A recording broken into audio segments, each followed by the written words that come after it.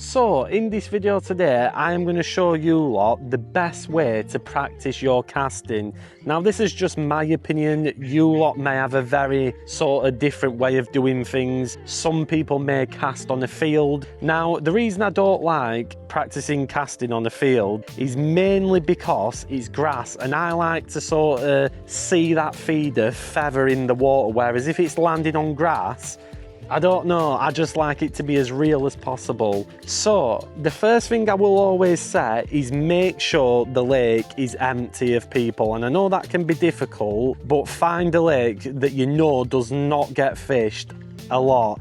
I am here today on Baker's Pond, an absolute lovely pond, and it is quite rare that you'll see a lot of people down here. It's very rare you'll see more than 5 or 6 people, and if you do, a match is probably going off. Also, choose a venue where there's a feature. Just in the distance there is like a little safety cage where I can chuck to and try and get as close as possible. And that is the aim of the game for me, trying to get as close to that feature as I can, and it's going to just make me a better caster, and it's going to give me more confidence when it comes to actually fishing next time. Obviously with doing things like this, just be careful, make sure you don't do it silly, and also use like a 15-gram feeder, don't use out too heavy, because like I say, you don't want to be bombing in a big feeder all the time. Use something nice and light that's not going to create too much disturbance. I've got a 15-gram Preston hybrid feeder on today. Now what I would do, me personally, is choose that target and then go back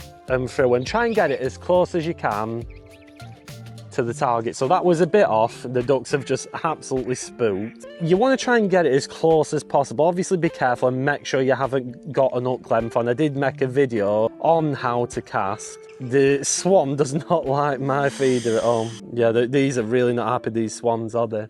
And like I say, it's very important that you don't have a clip on, so I'm going to go like that.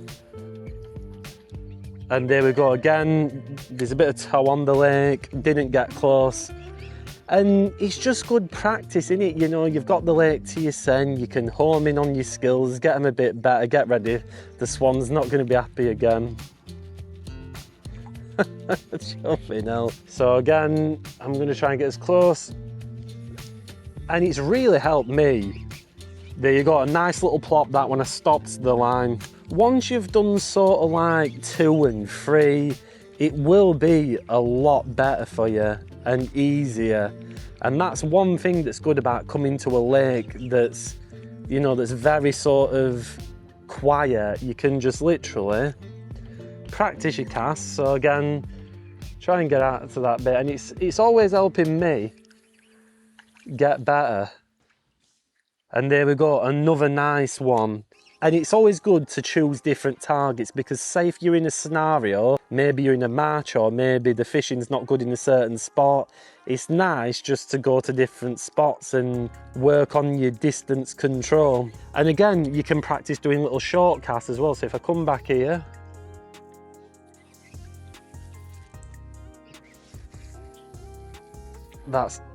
oh, that was a really good one. That was smack bang next to the safety cage. That was the best cast I've done yet. That was really close. It did look close. So again, I'm getting better because I'm just practicing it constantly. Again, I'm going to move it away from the swan because I don't want to annoy the swans.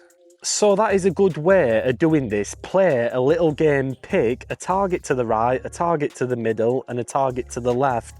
And that's what we're going to do now, so no pressure. I'm going to see if I can get them as close as I can, and this should be quite fun.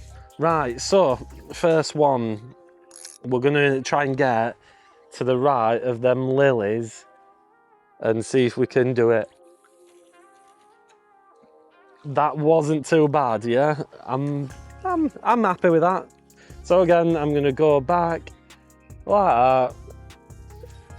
Down, that's a better one. Yeah, that's lovely. So that were a lot closer that time. Better release, better everything. So we've done the right target, we've done the middle target. That's half the battle, isn't it? Getting out of the way at swans. So now I'm going to aim for them left lilies. Come back.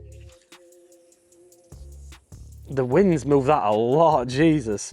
But again, it's there and thereabouts. So it's something that you can do that I think is really good, and it's going to help your casting. And if you come and do it maybe once a week, twice a week, you know, when you first start fishing, or maybe your casting's gone a bit off, you can practice this and it'll get a lot better.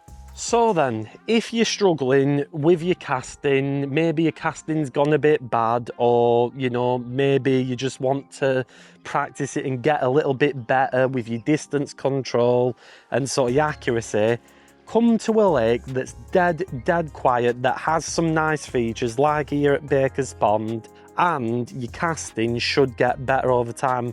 As I said, just come when you've got, you know, you could come for half an hour, you know, I mean, this is very close to me, it's not too far away.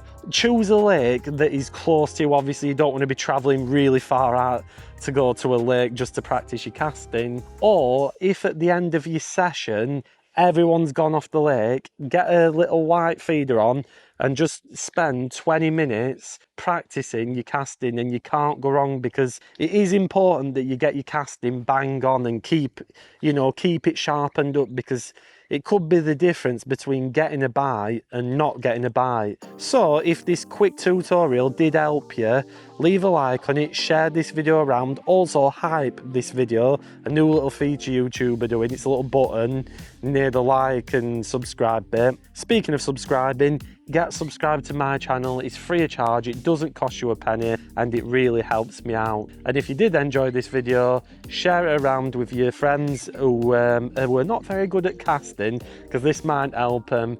And if you're fishing, have a good one.